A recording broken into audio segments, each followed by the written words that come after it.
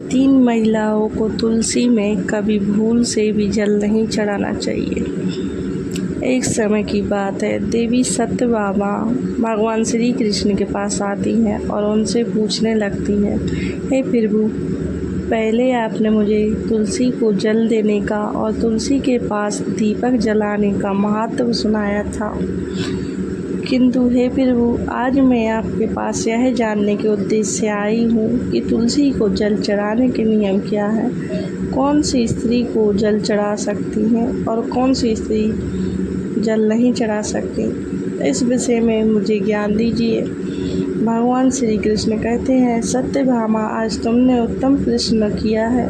तुलसी को जल देने के महत्वपूर्ण नियम होते हैं। उन नियमों का पालन करते हुए ही तुलसी को जल देना चाहिए। यदि कोई व्यक्ति इन नियमों का पालन नहीं करता है तो उसे महापाप लगता है। देवी लक्ष्मी उसके घर का त्याग करके चली जाती हैं। हे प्रिय, आज मैं उन 3 स्त्रियों के विषय में बताने वाला हूँ जिन्हें तुलसी को जल नहीं चढ़ाना चाहिए। इन स्त्रियों को तुलसी को जल देने का कोई शुभ फल प्राप्त नहीं होता, उल्टा इनके द्वारा तुलसी को जल चढ़ाने पर उन्हें महापाप ही लगता है। तुलसी को जल चढ़ाने के नियम बताने से पूर्व है देवी, मैं आपको सुनंदा का प्राचीन इतिहास सुनाता हूँ, जिसे आप ध्यान से सुनिए।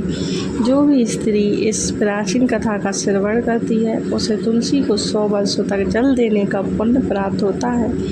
इस कथा को जो भी ध्यान से सुनता है और इसका प्रचार करता है उसके दुखों का नाश होता है और उसकी दारिद्रता दूर होती है।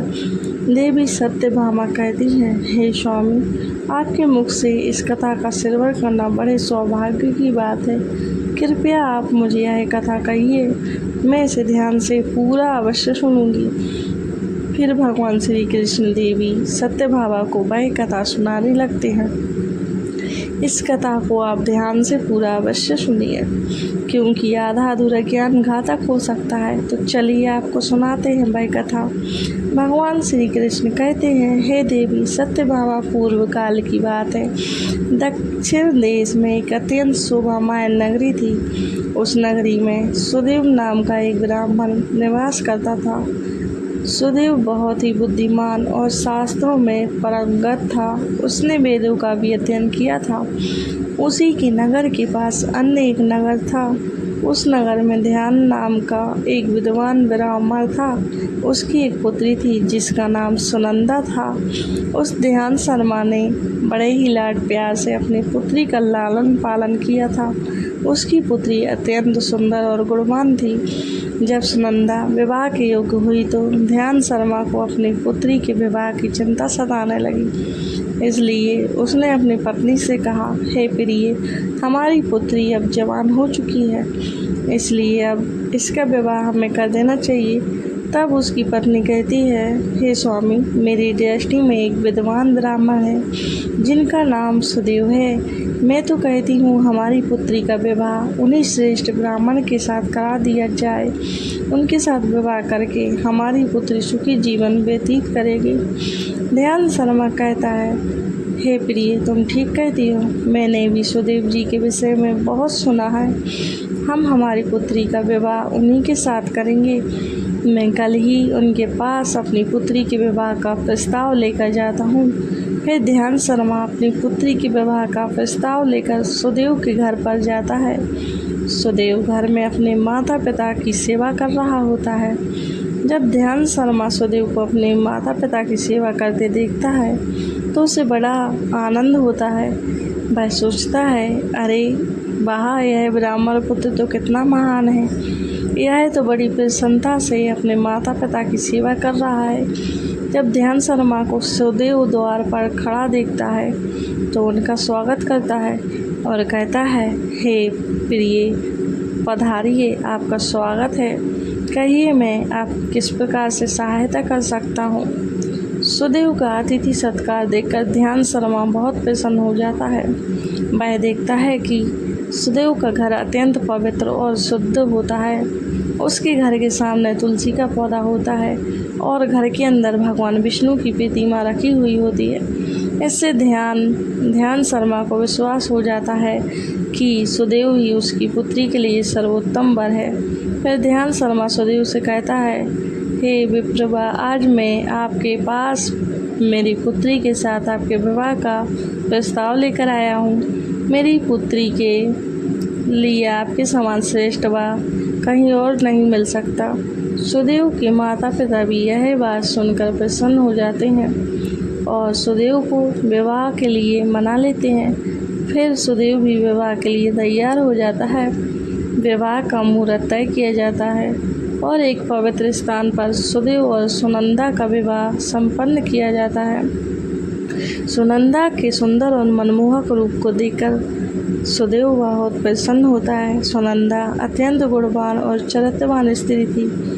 विवाह के बाद जब सुनंदा सुदेव के घर पर जाती है तो वह अपने पति और सास ससुर की बड़ी सेवा करती है।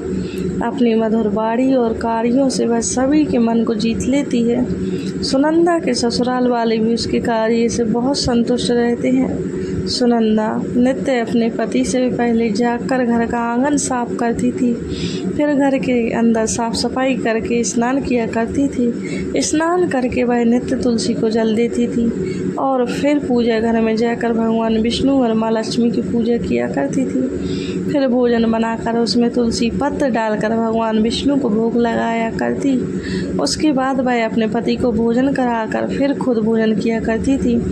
रात को वह पति के चरण दबाकर उसके सो जाने के बाद सो जाया करती थी। सुनंदा के अंदर एक पतिव्रता नारी के सभी लक्षण थे और वह अपने पति को ही परमेश्वर मानकर उनकी सेवा करती थी। सुनंदा ने कभी अपने पति के अलावा अन्य पुरुष के विचार नहीं किया। वह सत्य धर्म का पालन करने वाली और धर्म कार्य करने वाली पवित्र स्त्री थी। उसने कभी कोई अशुभ कार्य नहीं किया। सुनंदा के ऐसे सात्विक और सरल स्वभाव को देखकर माँ लक्ष्मी भी उस पर मेहरबान थी। माँ लक्ष्मी स्वयं चलकर उसके घर में आकर निवास करने लगी, जिससे सुनंदा के जीवन में सुख समृद्धि और भी अधिक बढ़ गई। भगवान श्री कृष्ण कहते हैं, श्री देवी सत्यभामा देवी लक्ष्मी उन्हीं स्त्रियों पर अपनी कृपा दृष्टि बनाए रखती हैं जो पतिव्रता होती हैं और जो सत्य धर्म का पालन करती हैं। सुनंदा के अंदर सभी लक्षण थे जो एक श्रेष्ठ पतिव्रता नारी के अंदर होने चाहिए। लेकिन आगे मैं तुम्हें बताऊंगा कि सुनंदा की एक भूल के कारण देवी लक्ष्मी उसके घर को त्याग के कैसे चली गई।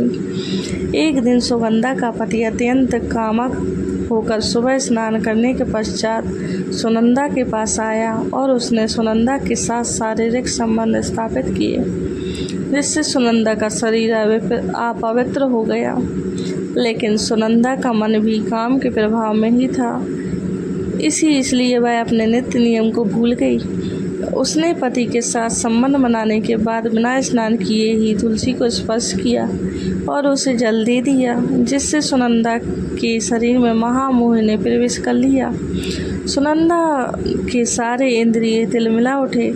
सुनंदा के शरीर में महामोह ने प्रवेश करते ही देवी लक्ष्मी ने सुनंदा के घर को त्याग दिया और लक्ष्मी उस स्थान से चली गई। तब से सुनंदा के शरीर में निवास कर रहे उस महामोह ने उसे सभी धार्मिक कार्यों से वंचित कर दिया। इसका विपरीत प्रभाव सुनंदा के पति पर भी पड़ा और वह भी सदा कामत होकर सुनंदा के साथ व्यवहार करने लगा। उसका मन सदैव ही काम वासना में लगा रहता था। फिर एक दिन सुनंदा के पति ने तो सभी सीमाओं का उल्लंघन किया और सुनंदा के मासिक धर्म के दौरान ही उसके साथ संबंध स्थापित किया, जिससे सुनंदा के शरीर में निवास कर रहा ब्रह्मा हत्या का पाप उसके पति के शरीर में प्रवेश कर गया। हे देवी सत्यभामा, जब स्त्री मासिक धर्म से होती है तो उसके शरीर में तीन दिनों तक ब्रह्मा हत्या का पाप निवास करता है, क्योंकि ब्रह्मदेव ने इंद्र के शरीर से ब्रह्म हत्या का पाप निकालकर वृक्ष, जल, अग्नि और अप्सराओं को ग्रहण करने के लिए कहा था। उसी समय से स्त्रियों के शरीर में मासिक धर्म के दौरान ब्रह्म हत्या का पाप निवास करता है और जो भी पुरुष मासिक धर्म के दौरान स्त्री को स्पर्श करता है अथवा उसके साथ संबंध बनाता है तो यह पाप उसके शरीर में प्रवेश कर जाता है। वही ब्रह्मा हत्या का पाप सुनंदा के पति के शरीर के अंदर प्रवेश कर गया और वह जमीन पर गिर पड़ा। उसे तुरंत ही कोढ़ का रोग हो गया। उसका अंग अंग जलने लगा, उसके शरीर पर छाले पड़ गए और वह दर्द से चीखने चिल्लाने लगा। हाय यह मुझसे क्या अपराध हो गया, मेरे द्वारा भयंकर पाप हो गया। मैंने सब कुछ जानती हुए भी महापाप किया। अब मेरी रक्षा कौन करेगा। सुनंदा की सास तुरंत उस स्थान पर आ गई तो उसने देखा कि उसका पुत्र कोढ़ के रोग से ग्रस्त होकर जमीन पर पड़ा है। क्रोध में आकर सुनंदा से कहने लगी, अरे कुलटा, अरे पापनी, तूने यह क्या कर डाला। अपने ही पति का धर्म भ्रष्ट कर डाला। अपने पति की ऐसी हालत देखकर सुनंदा बहुत घबरा गई और जोर जोर से रोने लगी। हे सासू माँ, मुझे क्षमा करो, मुझसे बहुत बड़ा अपराध हो गया है। काम के वशीभूत होकर मेरे द्वारा यह अपराध हो गया। सुनंदा की सास ने कहा है, पापनी, तू इस घर से अभी चली जा। तुझ जैसी उल्टा स्त्री को इस घर में नहीं रहना चाहिए। तूने मेरे बेटे के माँ, मैं कहाँ जाऊँ। मेरे पति के अलावा मेरा कोई नहीं है। मैं उन्हें छोड़कर जीवित नहीं रह सकती। सुनंदा की सास कहती है, तू कहीं भी जाकर मर जा, लेकिन अब तू इस घर में निवास नहीं कर सकती। इतना कहकर सुनंदा की सास ने उसे धक्के मारकर घर से निकाल दिया। फिर सुनंदा दुखी होकर घर से निकल गई। उसे अपनी भूल पर बड़ा पछतावा होने लगा। उसे कुछ भी समझ में नहीं आ रहा था कि वह क्या करे। सुनंदा चलते चलते एक वन में जाती है। उसी वन में एक साधु का आश्रम होता है। तब वह उस आश्रम पर सहायता मांगने के लिए जाती है तो वहाँ पर कोई नहीं होता है। सुनंदा उसी आश्रम पर जाकर बैठ जाती है और अपने दोस्त के विषय में सोचते हुए दुखी होने लगती है। फिर कुछ समय बाद एक ऋषि उस आश्रम पर आते हैं जिनका वह आश्रम होता है। जब वे ऋषि एक स्त्री को अपने आश्रम पर दुखी बैठा हुआ देखते हैं तो आश्चर्यचकित हो जाते हैं और पास जाकर उस स्त्री से पूछने लगते हैं, कल्याणी, तुम कौन हो और किस कारण से इस स्थान पर अकेली बैठी हो। तुम्हारे दुख का क्या कारण है। तब वह स्त्री कहती है, हे मुनिवर, मेरा नाम सुनंदा है। मेरे द्वारा घोर पाप हो गया था, उसी कारण से मैं अपने परिवार से बिछड़कर इस स्थान पर आई हूँ। वह ऋषि कहते हैं, हे देवी, यह क्या कह रही हो। तुमने कौन सा पाप किया है, मुझे विस्तार से बताओ। मैं तुम्हारी कोई सहायता कर सकूं तो प्रयत्न अवश्य करूंगा। सुनंदा कहती है, हे मुनिवर, मेरे द्वारा घोर पाप हो गया है। मासिक धर्म के दौरान मैंने पति के साथ संबंध बनाया। इसी कारण से मेरे पति कोढ़ रोग से ग्रस्त हो गए और दुख भोग रहे हैं। फिर ऋषि कहते हैं, बेटी, तुम चिंता मत करो। तुम्हारे द्वारा जो पाप हुआ है उसका प्रायश्चित करो, तुम्हें पाप से मुक्ति मिल जाएगी। तुम इस आश्रम में बैठकर भगवान विष्णु की पूजा करो, तुलसी को नित्य जल दो और गौ माता की सेवा करो। तुम्हारा पति जल्दी ही ठीक हो जाएगा। फिर वह सुनंदा वहीं पर उस आश्रम में रहकर भगवान विष्णु की नित्य पूजा करने लगती है। रोज स्नान करके वह ब्रह्मचारी का पालन करते हुए तुलसी को जल चढ़ाती है और तुलसी के पत्र डालकर भगवान विष्णु को भोग लगाती है। फिर गायों को चारा डालती है, उनकी सेवा करती है। दिन भर वही भगवान विष्णु की मूर्ति के आगे बैठकर भगवान विष्णु की भक्ति करने लगती है। इस प्रकार से 1 वर्ष बीत जाता है। भगवान विष्णु सुनंदा की दृढ़ निष्ठा और भक्ति से अत्यंत प्रसन्न हो जाते हैं और सुनंदा को साक्षात दर्शन देते हैं। भगवान विष्णु को साक्षात अपने सामने खड़ा देखकर सुनंदा उन्हें बारंबार प्रणाम करने लगती है। तब भगवान विष्णु सुनंदा से कहते हैं, हे पुत्री, तुमने बड़ी ही श्रद्धा से और भक्ति भाव से मेरी आराधना की है, इसलिए अब मैं तुम पर प्रसन्न हूँ। कहो, तुम्हारी क्या कामना है। तब सुनंदा कहती है, हे प्रभु, कृपया मुझे बताइए, मेरे किस दोष के कारण मेरे अंदर काम का वास हो गया, जिस कारण से मेरे द्वारा घोर पाप हुआ और मेरे पति को कोढ़ का रोग हो गया। भगवान विष्णु कहते हैं, हे पुत्री, अब तुम ध्यान से सुनो। तुम्हारे द्वारा अनजाने में ही एक पाप हुआ था, जिस कारण से तुम्हारे अंदर महामोह ने प्रवेश कर लिया था। एक दिन तुमने अपने पति के साथ संबंध बनाने के बाद बिना स्नान किए ही तुलसी को जल दिया था। पति पत्नी जब रति क्रिया करते हैं तो उनका शरीर अपवित्र हो जाता है और ऐसी अवस्था में तुलसी को कभी स्पर्श नहीं करना चाहिए। तुलसी लक्ष्मी का ही रूप है। तुमने अपवित्र अवस्था में ही तुलसी को जल अर्पण किया था, जिस कारण से देवी लक्ष्मी तुम्हारे घर का त्याग करके चली गई और फिर महामोह ने तुम्हारे अंदर प्रवेश कर लिया। उसी महामोह के कारण तुम्हारे और तुम्हारे पति के अंदर काम का प्रभाव अधिक बढ़ गया और मासिक धर्म के दौरान स्त्री के साथ संबंध होने के कारण तुम्हारे पति को कोढ़ का रोग हो गया। वह सुनंदा कहती है, हे प्रभु, अनजाने में मुझसे यह बड़ा पाप हो गया था। अब इस पाप का क्या प्रायश्चित है? भगवान विष्णु कहते हैं, सुनंदा, इस पाप का प्रायश्चित तुमने 1 वर्ष तक ब्रह्मचारी व्रत का पालन करके कर लिया है, इसलिए अब तुम पाप से मुक्त हो। सुनंदा कहती है, हे प्रभु, कृपया मुझे बताइए किस अवस्था में तुलसी को जल नहीं देना चाहिए और तुलसी को जल देने के क्या नियम है? भगवान विष्णु कहते हैं, सुनंदा, अब मैं तुम्हें तुलसी को जल देने के नियम बताता हूँ, तुम इसे ध्यान से सुनो। हे पुत्री, तुलसी एक अत्यंत पवित्र पौधा है। यह मुझे सबसे अधिक प्रिय है, इसलिए इसकी सात्विकता बनी रहती है। इस पौधे को कभी अपवित्र अवस्था में स्पर्श नहीं करना चाहिए। जो स्त्री मासिक धर्म से हो, उस स्त्री को इस पौधे को कभी स्पर्श नहीं करना चाहिए। मासिक धर्म के दौरान स्त्री के शरीर में ब्रह्म हत्या का पाप होता है। ऐसे में स्त्री को तुलसी को जल नहीं देना चाहिए। किसी भी स्त्री और पुरुष को संबंध बनाने के बाद तुलसी के पौधे को स्पर्श नहीं करना चाहिए और ना ही इसे जल देना चाहिए। संबंध बनाने पर स्त्री और पुरुष का शरीर अपवित्र हो जाता है। ऐसी अवस्था में तुलसी के पौधे को स्पर्श करने पर दोष लगता है। देवी लक्ष्मी ऐसे स्थान से चली जाती है। पुत्री, जो स्त्री अपने पति का त्याग करके चली गई हो, जो विवाह के पश्चात अपने पति को छोड़कर पुरुष के साथ निवास कर रही हो, ऐसी स्त्री को भी तुलसी को जल नहीं चढ़ाना चाहिए। तुलसी की पूजा करने का अधिकार केवल पतिव्रता स्त्रियों को ही है। जो स्त्री अस्थि होती है, उसे तुलसी को जल नहीं चढ़ाना चाहिए।